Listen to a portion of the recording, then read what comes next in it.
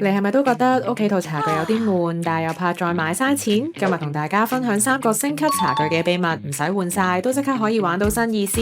初學飲茶，我都以為一壺走天涯就得，但係試過升級泥料，先發現係新世界。普通紫泥轉用底槽青，茶味即刻出得勁啲。以為豬泥壺難養，山楂豬泥養出嚟可以又潤又閃。用老斷泥沖生泡，比起普通斷泥，甜味更加突出。升級泥料又好飲又好玩，真係一舉兩得。第二個升級方法就係學識睇場合用壺，同着衫一樣，揀啱壺先唔會失禮。風味長輩飲，揀翻明清風格，端莊沉穩舊傳統。老友嚟吹水，用現代設計款，有品味又唔會老土。自己嘆，我就最中意仿生款，好似將大自然搬翻屋企咁，有齊唔同風格，就好似你個衣櫃，咩場合都 hold 得住。最後一個亦都係最特別嘅升級，就係升級飲茶嘅意義。我夠知石瓢水瓶壺好用，但係有時有啲有心思嘅變體，成個體驗都會即刻唔同。例如呢把如是瓢，個名充滿禪意，壺形又獨特，同朋友一邊品茶一邊研究，話題多到講唔完。又或者用巴洛水瓶考下屋企人眼力，睇下佢哋發唔發現有邊度唔同。生活就係靠呢啲小趣味，先多咗深度同樂趣啊！心印起啦嘛，我哋官網嘅友好市集已經準備好晒各式各樣嘅茶具等你嚟發掘。